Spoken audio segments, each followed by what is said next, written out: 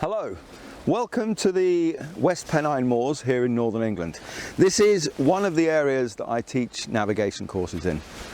On all my courses I always encourage everybody to ask as many questions as they want, and the questions they ask tend to be based around their own navigation experiences or their skill or their ability level. As an example, on the beginners courses people will ask about map orientation or hand railing. On an intermediate course, people may ask about magnetic declination or different navigation strategies. On the advanced courses, people will ask about techniques for night navigation, this is a very common one on the advanced courses: how do you do transits without ruining a map? What can I say? It really does. I always say to people that navigation is applicable to hill walking and mountaineering, and as soon as I say that, regardless of the level of the course, I always get asked the same question: what is the difference between a hill and a mountain? If you Google that question, the vast majority of websites will tell you that there is no definition. There is no distinction, there's no line between a hill and a mountain. In England, that's not correct. In England, if you look at a law called the Countryside Rights of Way Act and go to section 45 clause 1, I'm trying to remember which section it is.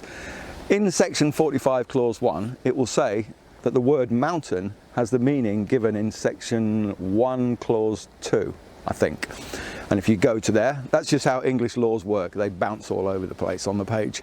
So if you go to section 1 clause 2, it will tell you that a mountain is any land situated over 600 meters above sea level.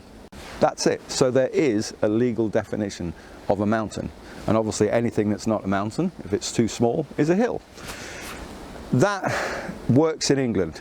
It wouldn't work in most other countries because England's relatively flat. As an example, if you go to Tibet, the average height of the Tibetan plateau is 4,500 meters.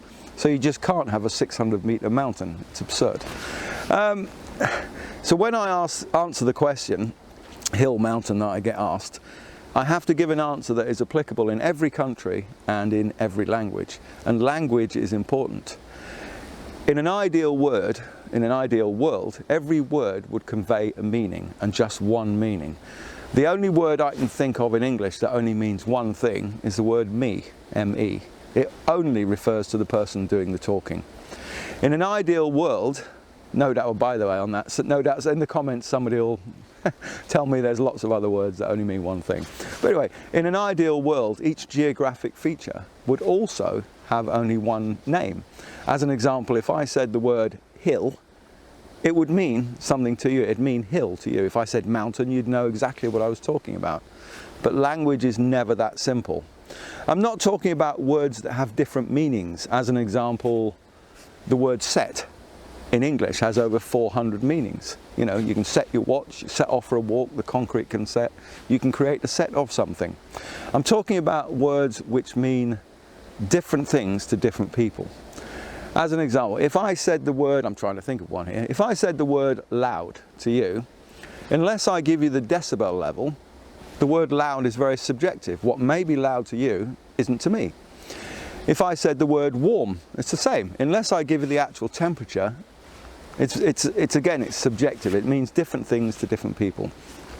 And it's the same with hills and mountains. So I'm going to give you the answer that I give to everybody, and that on everybody on my courses, and that is, but before I do that, you've got to bear in mind, everybody has different abilities, different fitness, different mindsets. They also, most importantly, have different areas and terrain types that they feel comfortable in. So, here's the answer. What is the difference between a hill and a mountain? The answer is, you'll know a mountain when you see one. That's it. How simple is that? If you think about it, that's the only answer I can give, because some people will look at a geographical feature and they will say, yes, that's a hill. Other people will say, yes, that's a mountain. So the only answer is, you'll know a mountain when you see one. Thanks for watching. I'll carry on my walk now.